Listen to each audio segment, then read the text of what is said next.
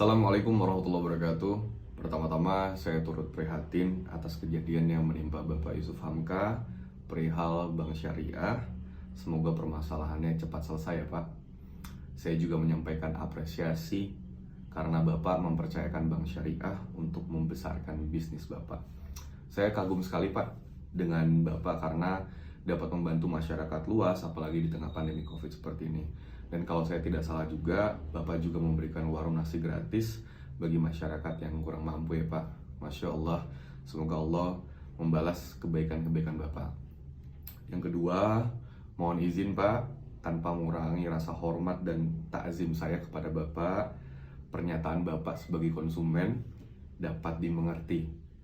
Namun pernyataan tersebut juga membuat perjuangan kami penggiat ekonomi syariah semakin berat.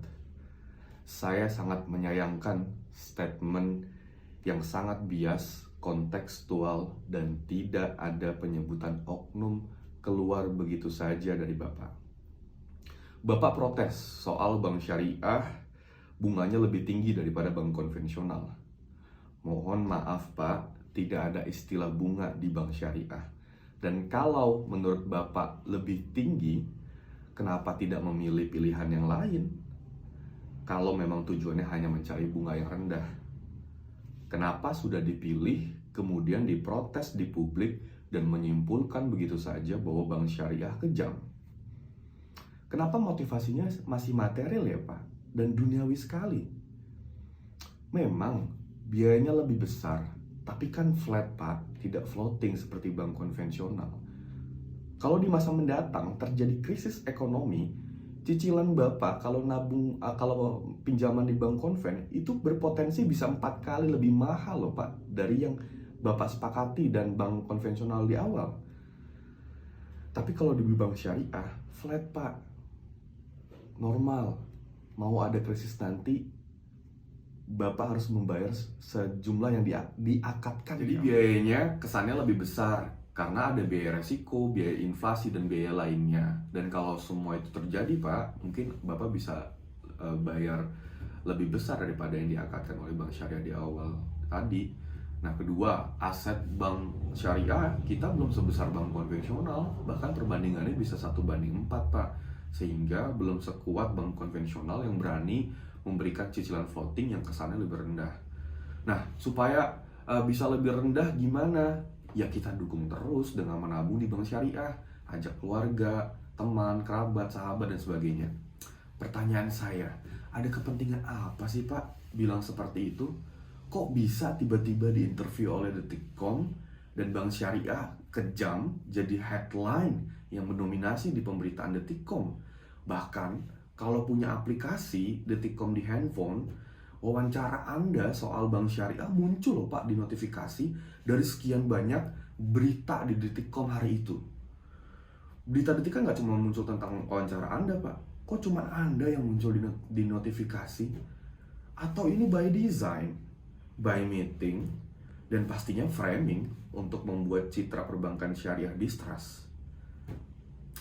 Dan besoknya bahkan langsung ada Pak di podcastnya Om Deddy. Kok cepet banget interview sama Deddy Corbuzier? Saya nggak paham sih kapan syutingnya, tapi ini aneh sekali. Bisa H+1 dari viral atau dari pemberitaan keluar dan langsung ada di podcast. Ini saya bertanya ya Pak, bukan menuduh. Jadi please dijawab aja, jangan dilaporkan. Masyarakat kita Pak, masyarakat generalisasi.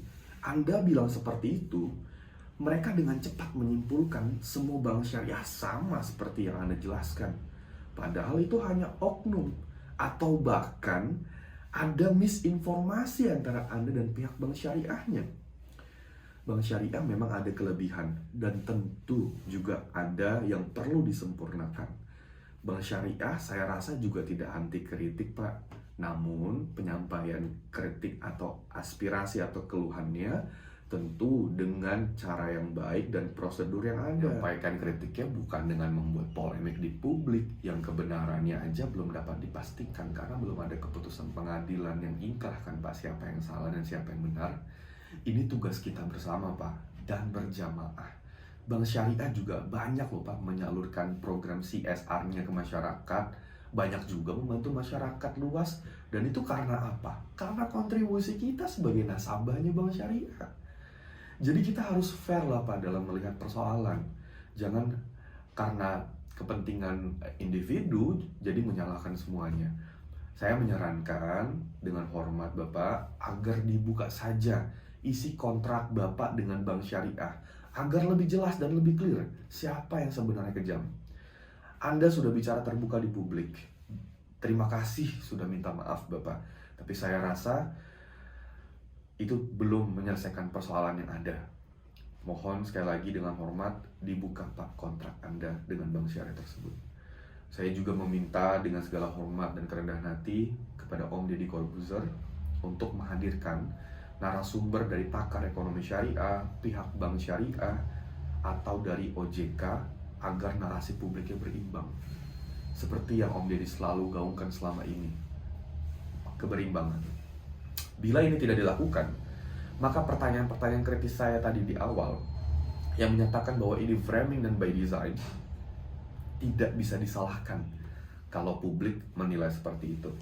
Semoga Bapak Yusuf Hamka dan Om Deddy dapat mendengar surat terbuka ini.